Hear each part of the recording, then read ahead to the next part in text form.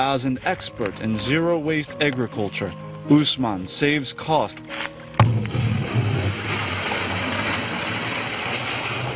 while enhancing product quality with active waste recycling and energy efficiency.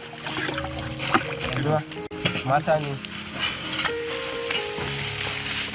you are. Some. You have to put some water, Casey. You have to put some more water. You see the compost pyramid? This was actually formed in about 3 weeks now, 21 days. And this is what we have so far. What we're doing right now is we're disassembling the pyramid and then adding more water, because after a while it dries up and then the aeration process stops. So what you want to do is to open it up, add more water to it, and then close it back. And then the process continues. Hopefully in the next 3 months, 2 months from now, maybe in another 12 weeks, we should have our compost fertilizer. If you look right here, this is inside one of the pyramids that's being opened and yet to apply water. So in another 60 days, hopefully, this is what we will have. All the grass and the chicken dropping is turning into soil-like. And this is highly organic fertilizer, and with one of the best fertilizer nutrients you can ever imagine. It's largely free for us. It's made of mostly chicken dropping and grasses. And what I keep saying is that if the rural farmers in Nigeria will understand, for instance, that instead of burning their grasses and putting the communities in at risk of fire outbreak, you can as well convert all of that grasses and all of your agricultural waste into compost fertilizer by merely applying animal dropping into it, whether it's chicken dropping or poultry or rabbit dropping or even cattle dung. One of the major aspects of agriculture that the government has actually paid attention to is on fertilizer importation. They're trying to actually get more local producers of fertilizer in Nigeria. But the point is, even when you do that, the rural farmer spends about 60% of all of his farm input money in purchasing fertilizer, which is actually not so good, considering that they can use waste produce around them to produce the same fertilizer, which is actually organic and is better. This is our transformer. What we're doing here is that we're trying to bring electricity to this place. Everything that has happened here is deliberate. So when I set out looking for where to set up the farm, I knew one of the challenges we would have would be that of electricity. I went to about 6 sites looking around, and once I came here, I saw the transmission line.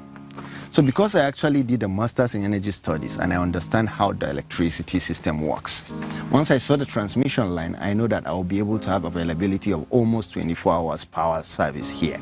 All I need to do is to get a transformer and extend the line and then drop it down.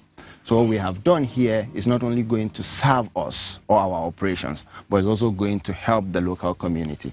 We have about 4 legs here, we need only 1 or 2.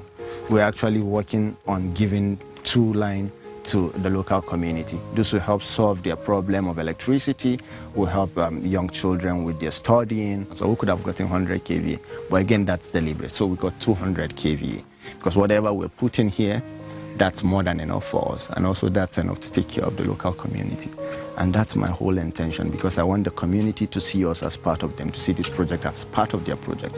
So we're not only providing them with an opportunity for employment, we're not only teaching them and mentoring them in terms of agriculture, especially the rural people. We're not only providing water for them, we're also providing electricity that will help improve their livelihood. We've had the opportunity now to go all the way around your farm, and what strikes me is that you came into this as somewhat of an outsider. Where did the passion come from, and what has driven you to get to this point? So when I started out as a young child, I've always known that, look, I want to be an entrepreneur. That's all I knew. But I didn't have the guidance or the resources. So I tried my hands on a few things. And so one day it was my son's birthday, and we were looking for where to buy processed chicken, but we were not able to find any. and we ended up buying from the wholesalers in the market, and we didn't like the way it was being processed, the killing and all of that. So that was when it struck. I thought, okay, let me start a small poultry farm. So I pitched the idea to my wife, and she bought in, and we started.